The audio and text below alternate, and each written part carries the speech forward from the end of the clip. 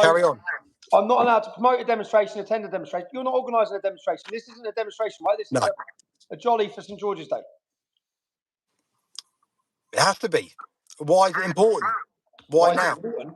I think it's important because every other identity and every other culture are allowed to celebrate and encouraged to celebrate who they are. Do you know what I've always had? Do you know that clown McGovern? I've always grown up. Whenever it was St George's Day, I made sure we took the day off, made sure all the lads took the day off, and we all went out. And Luton used to be great for St George's Day. It used to be amazing, yeah? I mean, hundreds and hundreds of us would be out together for St George's Day. That slowly has eroded and disappeared anyway in the town of Luton. I used to say to the lads, when it comes to St Patrick's Day, you're all taking the day off to go out for St Patrick's Day. What's going on? No one's going out for St George's Day, but it's important. I think people are feeling now more than ever that our identity, certainly of England, is under attack, and people want. I noticed when I left Luton as well that all the surrounding villages and surrounding small towns around it really focus on their identity. There's Morris dances on Boxing Day in the village where my mum lives. Yeah, everyone then concentrating and allowed to concentrate and focusing on their own identity. And St George's Day has always been about that. It always has for me. Growing up in Luton, we've always gone out. We've always celebrated it. It's the same faces, but I hope there's big numbers going out. I know people are talking about heading to London for this. I'm in court that day. I'm in court on the 22nd. What's the chances of that being thrown out or winning that? What will that do if that happens? So no matter what, like this is planned for St George's Day. So I had already told people who were asking me, we want to come and support your court case, and if you're in trial, I just said, well, don't really bother coming on the 22nd. Come on the 23rd because I'm in for 2-day trial. My result will be on the 23rd, but there is a chance that this could get kicked out on the 22nd. But if it does get kicked out on the 22nd, no matter what, I'll be in London on St George's Day on the 23rd, no matter what. So it doesn't really matter. So I'm not really planning a demonstration, just plan a celebration. And hopefully I'll be celebrating my embarrassment and humiliation of the Metropolitan Police Force. Well, the stage is set. We've sorted the stage out. We've sorted the sound system out. We're going to have St George's flags all around the stage. Patriotic songs in the day, loads of flags. No, can we just get down to a little bit as to why I felt like I needed to come back and try and organise a celebration in London? What we've been seeing in London over recent weeks, recent months, the difference in what's happening now to what happened, say, 10, 15 years ago. What direction is England going in at the moment? Where do you see it being in the next 10 years? I think, do you know what? I had an interview today. Do you know the lad who's holding up Nyack? The lad who's holding up the sign saying Hamas are terrorists. I met him today to interview him for my documentary Lawfare. And what he said in 1979, for the Islamic Revolution in Iran. Yeah, so Iran was a liberal country. Iran had girls could wear miniskirts. They could go in bikinis. They lived a good life. They had good education, good universities. Lots of people go there on holiday. And then the black bloc and the left and the red bloc. The red bloc was the Marxists and the communists, the far left. The black bloc was the jihadists and the Islamists. They joined together. And they joined together for the common cause of overthrowing the Shah and overthrowing the royal family, overthrowing and taking over the country. And he said, what I saw in the build-up to what happened in my country is what's happening here. He said the far left, the communists, the Marxists, the extremists, are aligned and they're demonstrating for Palestine, for Hamas, with all the radicals. They've all joined together, and it's like a loose, like an alliance. They hate each other, really, but they're using each other. Now, what happened when the Islamists took over control in Iran the next day was they massacred, murdered, and butchered all the left who helped them get there. Wow. And then since then, automatically, people, if you look at 1979, before the Islamic Revolution, there's videos of massive halls of people and comedians joking about the Iranian population being forced to wear the hijab because it was a joke. The thought that people would be forced to wear the hijab was insane to the Iranian population who lived freely. And then bang, they lost everything. And since that point, they've been enslaved. They're still fighting for their freedom now. They're being butchered now. There's been an attempted revolution for the last 3-4 years. Not ones that our feminists in this country are supporting, but the real feminists are the women there. So when you look at what's happened there, he gave the warnings. I said, what message would you give to the British public? And he said that we only wished in Iran at that time, there was people who were coming out in support of freedom on the streets, in support of democracy, but there wasn't, right? It was left to the far left and the Islamists who took over. And right now, looking at this country, you are the people who are supporting and going against it. And the public should be supporting you. He goes, because if they don't support them, you may lose your freedom like we lost ours. You may see your country change. And let's face it, London's changed, London's gone. You know, like when we hear, so people understand, we heard recently that Lee Anderson come out and say that London's been handed over to Islamists. Yeah, the Metropolitan Police Force has surrendered and given the streets to the Islamists. I'm looking currently at this documentary I'm making. In 2011, I had a planned charity walk through London, one spot to another, across the whole of London for a young girl who's dying of cancer. The day before, Scotland Yard come and visit me in Luton. They sat me down and they said, Stephen, we need you to not go through Tower Hamlets. So I said, get me out a map. Got out a map, going from A to B, walking direct, takes me straight through Tower Hamlets. So I said, why do you need me not to? Well, the Imam of the East London Mosque has warned us there will be consequences if you're allowed to walk through Tower Hamlets tomorrow publicly. Yeah. So I said, I don't give a fuck what the Imam says, if I'm honest. I don't care. Yeah. Whatever he's saying, I don't give a shit. I'm going to walk from A to B. And they said, well, I said, what's the exact problem here? Well, if you walk through Tower Hamlets, you'll be walking past mosques. I said, we're in Luton. There's 45 of them surrounding us. Yeah. I walk past mosques all the time. What's the problem? Yeah. And this is the East London Mosque. I said, okay, well, I'm going to go from A to B, lads. Yeah, I'm walking from A to B tomorrow. So I don't care, and you shouldn't care what the Imam says. You should uphold the law, and I'm going to do my charity walk. Now, on this video, when I do my charity walk, what happens is I get to Aldgate East, and I get to the border of Tower Hamlets, right? They let two undercover officers, which are clearly officers, they let them attack us.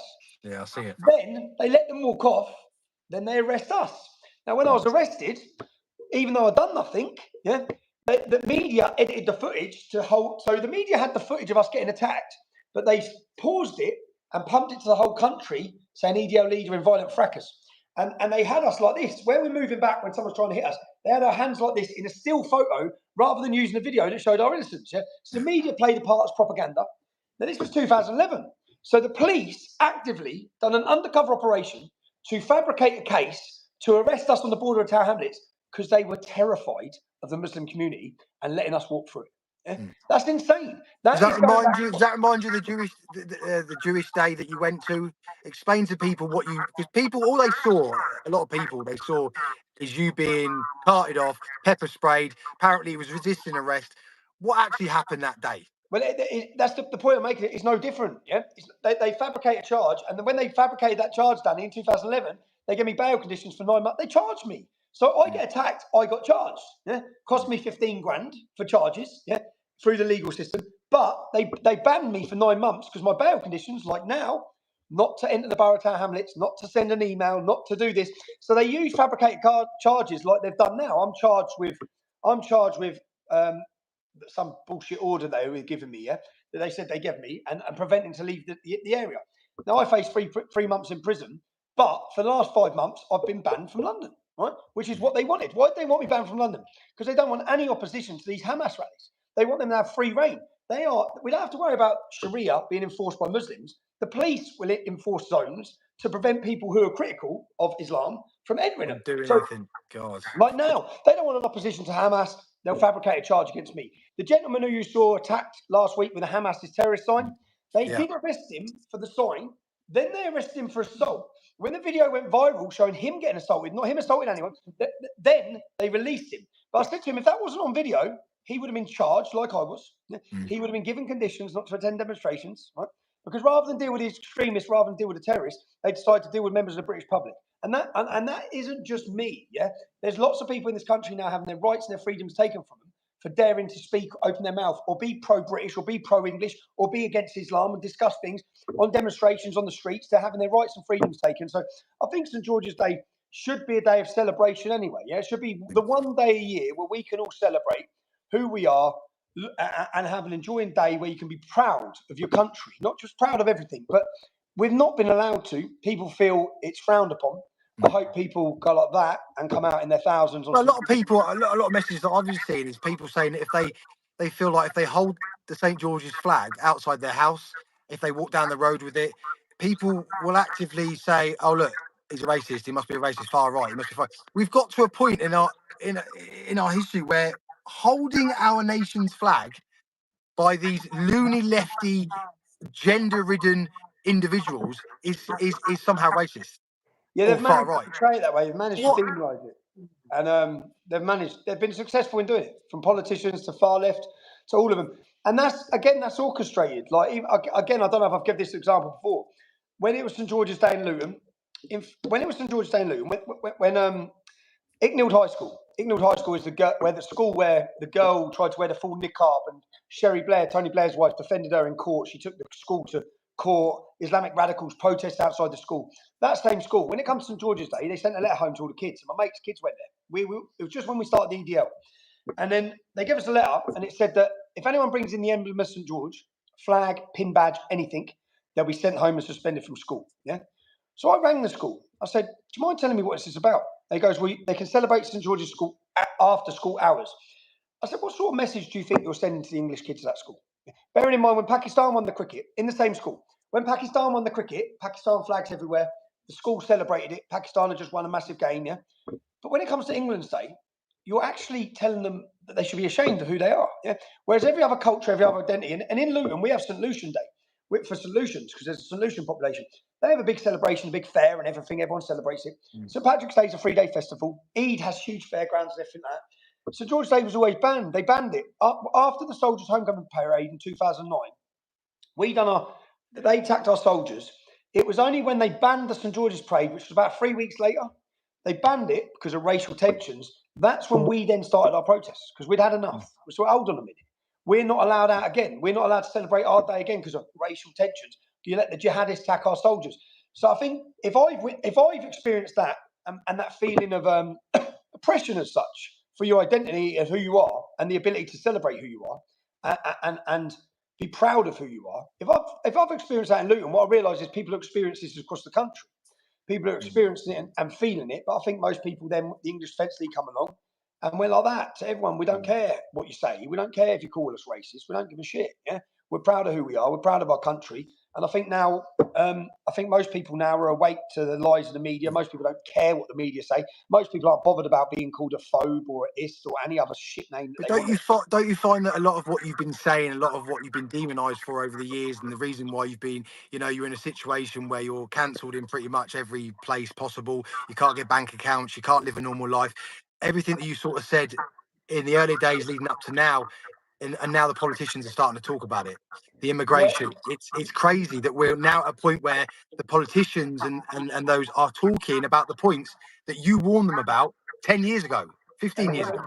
It would have just been good if they listened 10, 12 years ago and they'd have tried to deal with the problems then, because the problems have got so much worse. The problems have expanded, the demographics have expanded, the extremism has expanded, the confidence of the jihadists and their groups is now so high. But yeah, it's quite good.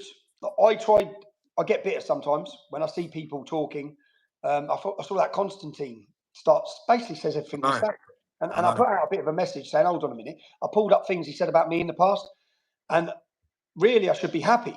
Really, I should be happy. Because for 10, 12 years, we've been calling out the mainstream people who reach different demographics to us to start addressing these issues and talking about. When people then start, I think at times I've been a little bit of a bitch, moaning, saying, yeah, well, you said this and you said that. But in reality, it's shifted. And it's shifted now from mainstream, where news presenters, even though they still demonise us, for the greater good of the cause where we're at, it's good. We're in a good time. Lots of people are talking. As you said, people are now saying the things we said, and it's mainstream. But it's also, the reason why I got frustrated is because it's now easy to say it. Yeah, it's easy. You're not getting cancelled. You're not losing your job. It's mainstream. The Home Secretary saying it. Yeah, leading politicians are saying it now.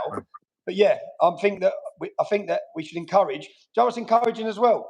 It's encouraging to see Mayor Toosey. It's encouraging to see Cole Benjamin. It's encouraging to see Calvin Robinson, to see the growth again of Katie Hopkins, absolutely smashing it. How well she's doing. How Musk she is. As a big part to play in that. It's great to see Lawrence Fox. You couldn't name 2 people 10 years ago, that had these ideas or these views and was willing to talk about them. You couldn't name anyone else. So now you can name dozens. There's so many presenters There's Patrick Christie. There's so many mainstream presenters who toe the line on certain things, but at the same time, we should applaud them and support them. And even it's good because the open window's shifted. What's acceptable to discuss has shifted, and we should celebrate anyone that's talking about it. And we should also support, if people are watching this, any new platforms for debate, discussion, podcasts. Any new, Liam Tufts is flying again. All these new people who are not controllable are the people that need support. I've just done a podcast with Mayor Tusi. It was really good, man, and I can really see him blowing up. He is blowing up anyway. But it's great to have citizen journalism, the Voice of Wales, what the lads have done there. What about Twitter? You've got to talk about, because in my point of view, a lot of people, you would have lost. I mean, Telegram's just gone down in terms of the apps. Those sort of things about. If you hadn't have got back Twitter, I mean, your message, your voice, apart from the people that know where to go, is completely taken away. Just to remind people on Twitter, you're back on Twitter. What's your Twitter handle? How can they? Because you're on there every day. I see your post all the time. Tell people so they can come follow you. So you have to. So I'm still on a search ban. So it is encouraging. When I got my Twitter account back, I remember I was in Spain. I was sitting in a restaurant. And I still check Twitter all the time. Yeah, that's where I get my news from. So I'm still searching through Twitter, and I saw boom, my old account. And I was like, what the fuck? And I was shocked, yeah. And then I saw Katie Hopkins. I saw Katie Hopkins' account, yeah. So I messaged Katie saying, your account's back, our accounts are back. And she went, what? I said, I'm looking at our accounts, yeah. Yeah, crazy. She said, really? And so she didn't know, yeah. And then I said, but then the worst thing was, I'm looking at it. I didn't have the phone number it was linked to because I'd changed my number. I didn't have the password. So for 48 hours, I deleted my life. I deleted my life to concentrate on Twitter before, yeah? Twitter was my life, yeah? So I'm not, I've got all these things I want to say. I'm looking at my account, it's trending, it's in the news, and I can't say shit. I'm thinking, I can't even get back in it. And then I sent a message to someone close to Elon Musk, who I knew was close to Elon Musk, just saying, what's going on? And then Elon Musk commented on a comment, yeah? So I thought, this isn't a mistake. Elon Musk has given us back the account. It's actually him, yeah? So he's actually made the confirmation that we're having our accounts back. So then I messaged Katie Hopkins saying we're back, yeah? And then I saw her post on hers. And then the lad I messaged said, send me your new email. So I sent him a new email, and bang, I just received an email from Twitter saying, click this to verify your account. Whack, I was back. And then I went back, and then I see Elon Musk talk about the importance of citizen journalism, and citizen journalism is the future of the media. It's the future of challenging the media anyway. It's the future of challenging the narrative and the government. That's what it is, and it's important. But then he search banned me, which maybe the justification to give me back a platform was to make it that people couldn't find me. So if you go on now Twitter and you type in Tommy Robinson, you can't find my account. It's pretty frustrating. You have to put in @TRobinson_New_Era. Click that, it'll bring you up my posts. I am active on there every day. Telegram. You know what I find mad, which I'm laughing about? I'm sitting here on an iPhone, yeah? iPhone, one of the biggest companies in the world, have made a decision at some point. Their executives have sat around a table, yeah, which is what I think is fucking mental, yeah? They've sat around a table and said, right, we need to stop Tommy Robinson News, yeah? Which is fucking mad. Because they've then actively talked together to block. Telegram haven't cancelled my channel. But iPhone have made it that if you own an iPhone, you can't access my channel. So I think, Jesus, that's iPhone. So what, you can access other channels, just not yours? Yeah, you can't access mine. So mine is other channels. Yeah, you can access other channels. Yeah, Telegram, you can go on all the other channels. You just can't access Tommy Robinson News. It's got a block on it from Android and iPhone at the same time. So it's like, yes.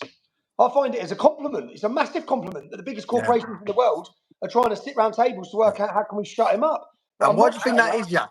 Because I remember the day that when I first watched you went live on Facebook, and I think you had 23,000 people on a live stream within 3, 4, 5 minutes.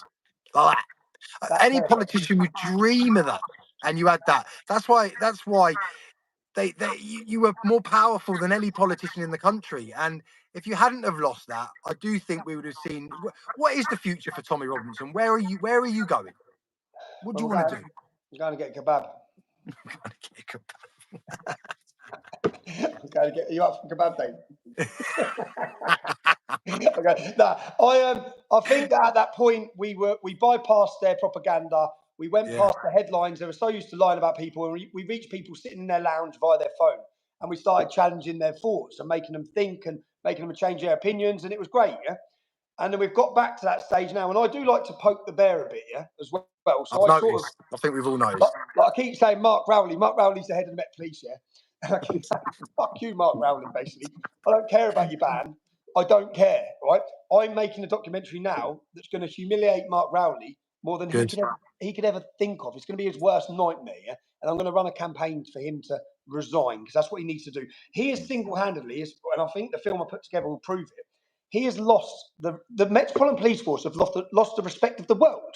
They used to be the envy of the world, the best police force to set an example in the entire world. Now they're an absolute laughing stock because they're scared cowards when it comes to dealing with jihadists, and they've got iron fists when it comes to dealing with nationalists and patriots. So I'm going to prove that. And I think that at times the BBC, I embarrassed them, I embarrassed the government. Panorama ruined John Sweeney. It ruined their flagship program. You know, 1.5. I looked at the figures because I'm researching it for this documentary. At the end of Panorama, I said, right, if you want to do something, cancel your BBC licence fee. 1.5 million people that year cancelled their BBC licence. I know. But that's the way to get to them. Yeah. There's only certain things you can do. Those are the certain things you can do. Another thing you can do because of everything that's going on is turn up on the 23rd of April. I mean, we're hoping to see you there. I'll be there. I'll be there. Yeah. I'll be there. I am at court. I'll let you know what court. I'm at Central Westminster Court, I think, in the Square Mile. So I'm at court. But again, so people understand, I am on trial, yeah? I'm putting the judiciary on trial. I filmed a documentary behind the scenes of this entire case, yeah? Not just the case, but how they operate, the way they operate, the lies. I've got them lying, yeah? I've got them lying, right? Totally lying, not just on my case, but on multiple cases. So that people understand, because there'll be some people watching this who may think we have freedom of speech and freedom of assembly and freedom of the press.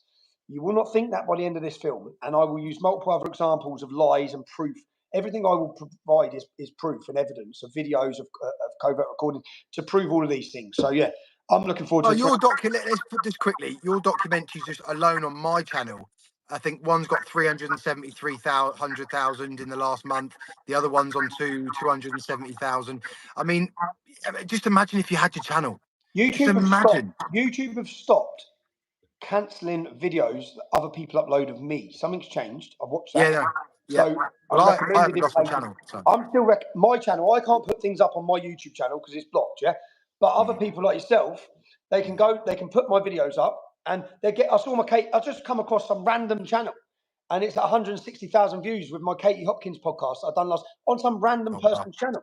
There's another channel called Save the UK. There's another channel called Far Right. There's another. All these channels just mirror the videos I put out on my socials, but then they're banging on all other medias, including YouTube, which is great. And it's great that, as I always say, you're the media to other people. Take our videos freely and pump them everywhere. Take the documentaries. We've just done a campaign called Save Salwan. If you haven't seen that campaign, you can go and sign the petition very soon. I know that the Swedish Embassy's in London. I will be handing in that petition to the Swedish Embassy, demanding that they review the situation of his refugee status, because they're trying to deport this lad. He's an Iraqi he's a Christian Iraqi who's gone to Sweden and he set fire to the Quran, yeah? So what, right? Yeah. And they want to deport him back to Iraq, where he'll definitely be killed. So we allow rapists, terrorists, all of them to stay here under the guise of safety, but we want to deport someone like that. He's trying to make a point, wasn't he? From my view of it, he's trying to make a point that we should be free in a world in 2024. Oh, what's he done? Yeah. That's what my phone ringing. Oh, his phone ringing. We've come to a point where, I mean, he was trying to show that you could do something like that. And now with the repercussions they're trying to deport him for it. Hey, can you see me, Danny? I can't see you, but I can hear you. Okay, let me, shall I leave and come straight back, yeah? Yeah, go on.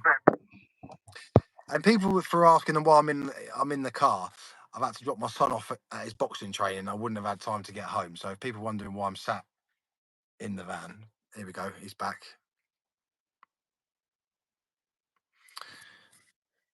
Danny, you've got 2,000 people live on here. That's good. Yeah, it's good. Well, the message is very clear. We're trying to make sure. Did you see that? Tommy Robinson's disappeared just like his wife. One of the comments under there. It was me that disappeared, you mug.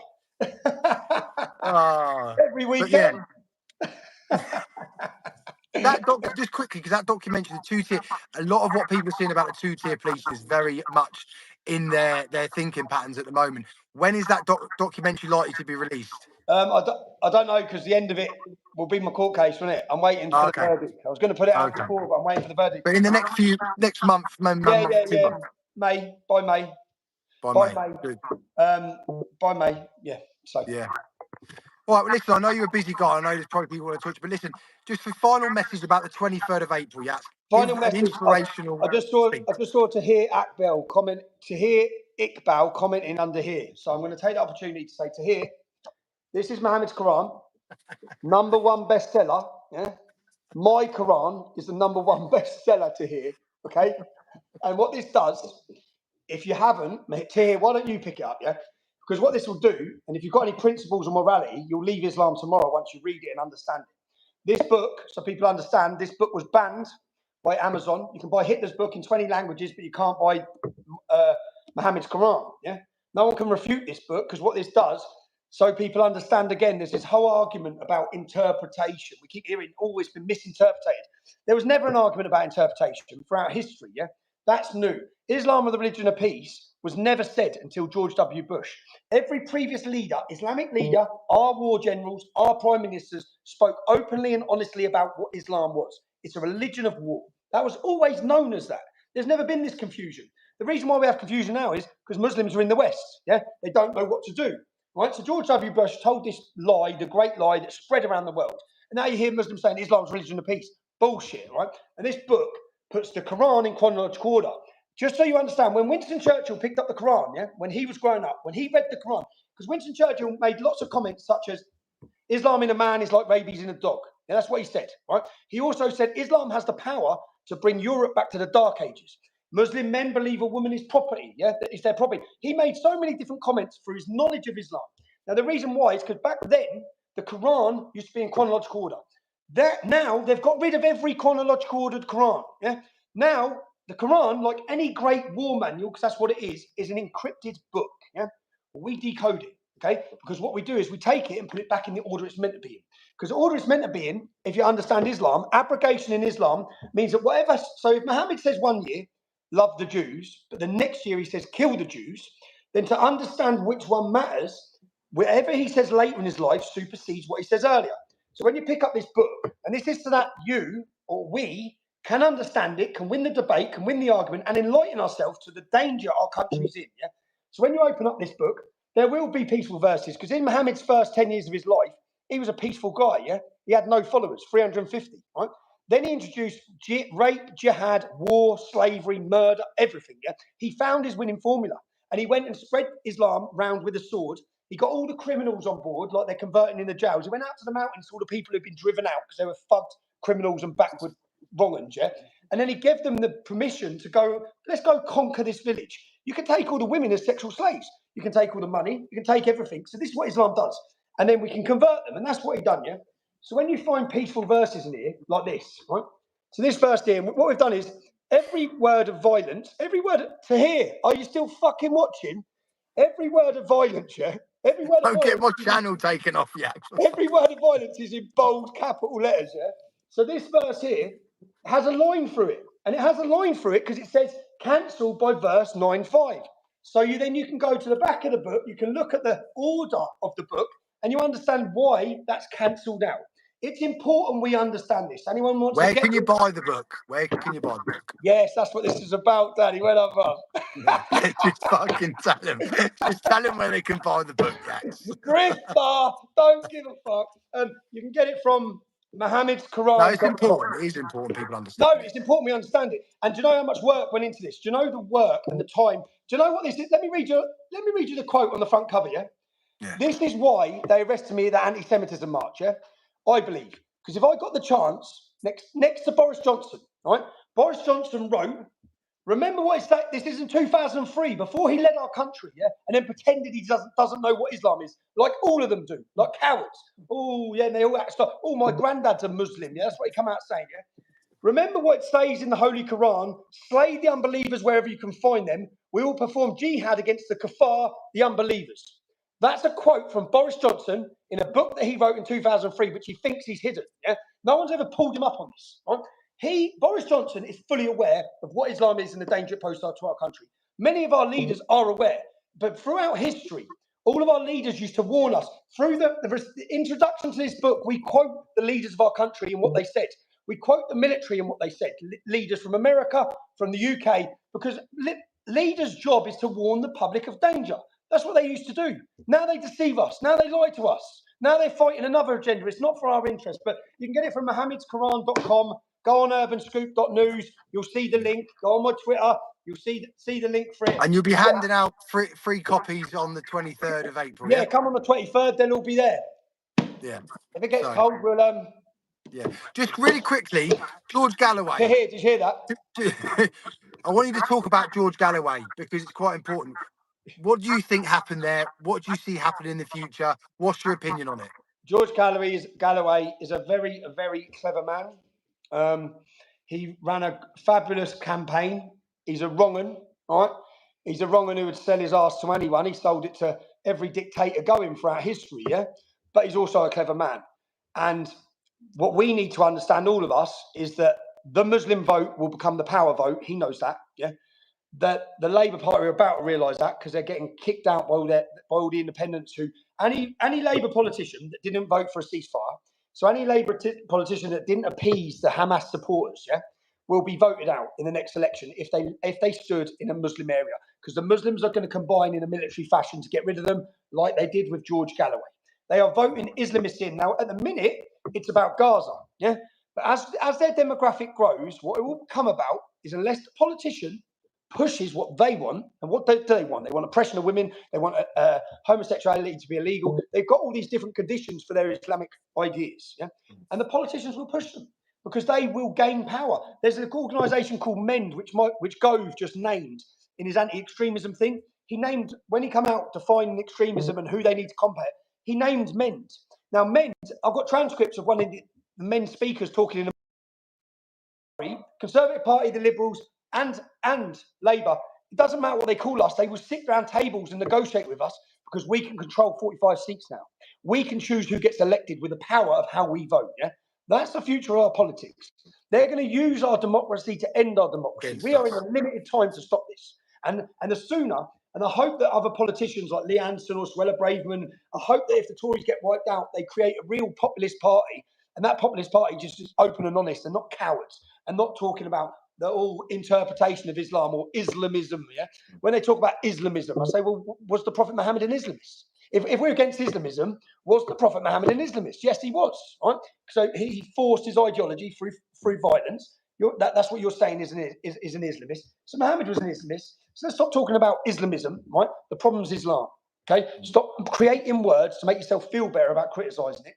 And tell the truth, because the truth matters. Because that's what we're seeing on the streets. I mean, we're seeing on the streets of London every Saturday is Islamist groups holding Hamas banners, dressed as in Hamas uniforms. So the 23rd of April is a day for us all to do what we do best. Coming on the horse, Danny?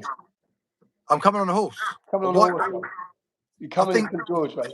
I'm going to go away. Slow walk into court dressed as St George.